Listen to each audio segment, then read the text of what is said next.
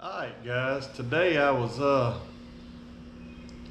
in there on the laptop responding to some video comments on some of my videos, and I had a fella ask me about my stave press that I use for bow building, so I told him I'd make a video about it, and I'm just gonna take y'all in here and show you, just some tools I use for all the stuff, from the bow building to the arrow stuff, to chopping the fletchings and all. And I'll probably do a few more videos while I'm out here today about some other things I've been asked about.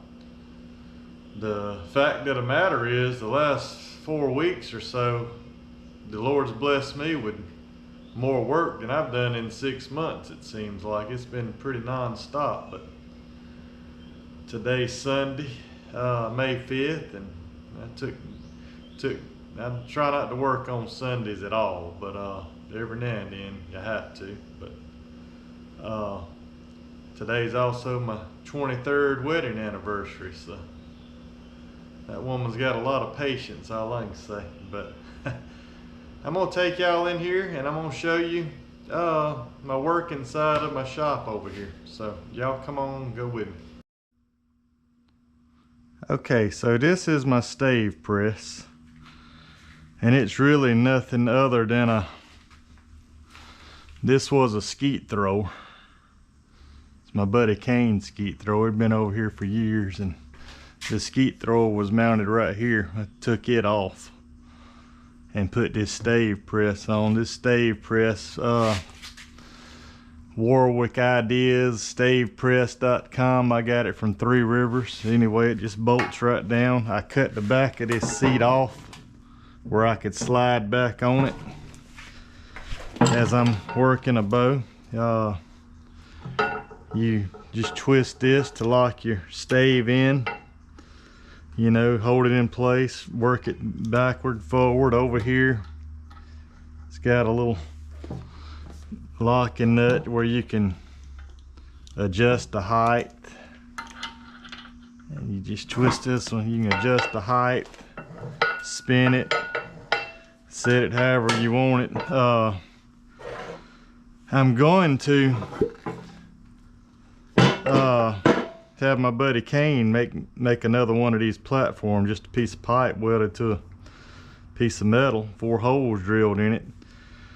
Because sometimes I'd rather work outside under a shade tree than in this shop, but I'd like to have both options. So I got a 6x6 that I'm gonna plant in the ground out there, and be able to work in here or out there, because there's a lot of times I'd a whole lot rather be out there under this big oak tree working than in this hot shop. Right here is my well, first off, there's on top there, that's Kane's first self bow he ever made, and we got it working. It had a few little old cracks in it. We filled them with glue and just letting it dry. Right here is my draw board. On it I got a scale, that tells me what weight my bows are pulling. I just keep it hooked right here to a little nail when it's not in use. But this is a key tool. I got the hole drilled in it for the Comanche bows. I'll actually whittle this piece of cedar down and stick it in there, and the Comanches just sit back there where they're not on a 2x4 type, because that's all that is 2 2x4s screwed together, screwed into this metal beam. This are collections of staves. I've got all these hickories with no bark on them I cut behind the house. This is I want y'all to look at this. This is a hickory bow that, I guess I'll turn it like that I've had on this back set jig for 3 weeks or so at least. And I heat treated it on there and left it on there, but look at the tips on that thing. I actually got 6 arrows right there that I just stained, just sitting there drying. Right over here,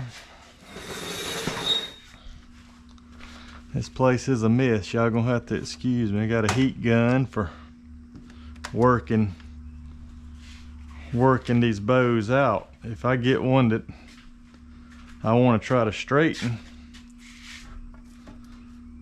I'll start out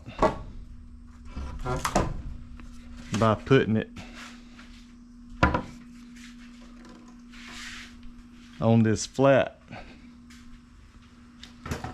And you can see that's just flat as can be. Okay, so this is a 2x4 with a 2x2 bolted to it. And you see all the burn marks on it. What I'll do, if I get a bow that needs to be straightened out a little bit before I even start working on it, I'll just set it right here, and this is the center, and I got some marks on here. Actually, a fellow named Doug Bell gave this to me. He made it. But I just clamp it right there, and I'll work these tips. I'll heat them and clamp them, heat them and clamp them, get them straight before I even start working on the bow. You know, I get it kind of roughed out, but this is a really handy tool for getting your limb tips and, you know, your limbs straight when you get some of that wood with some serious waves to it. That's a really handy tool. That and that back set jig. 2 types of draw knives. I got this one here, the blade on it's probably about 8 inches, and this one's probably about, see that one, this one's got an 8-inch blade and just a slight curve to it. And this was a restored one. My buddy Tracy Chevron, I'm mispronouncing his name, I know. He's a big time woodworker. I think he's out in Kansas somewhere. But sorry about that. I get all these from him. This is actually an old Worth. But I use this one for doing like the real fine tuning stuff. And I usually just using one of these corners. And every now and then I use the middle, but I'm usually just kind of using this one corner at a time. Super sharp knife, and I haven't even sharpened it. I've had that for over a year now. And this is the big boy here. This thing is, you can flat out remove some wood with this. And Tracy built this one for me. It's got an Osage handle on it, but it is, let's see here,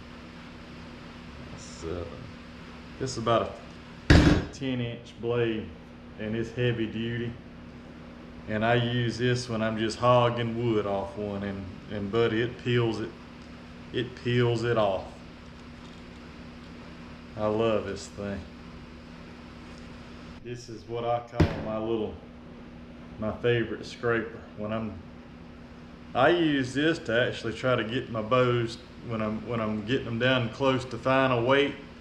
I use this for my scraper. I like this better than an old card scraper. Card scrapers are fine. I like that myself. And a good assortment of rasp. You know, you want some round, some with this half moon shape in them, and a bunch of flat ones, all different variety. But other than that, that's about it. You got a couple different, you know, these are the tiny little rat tail or chainsaw files. That's what I use for cutting knot grooves in. And that's about it on the hand tools. That's all you need. You don't even need all that. You can build one with a axe and a pocket knife. Y'all seen Clay Hayes do it.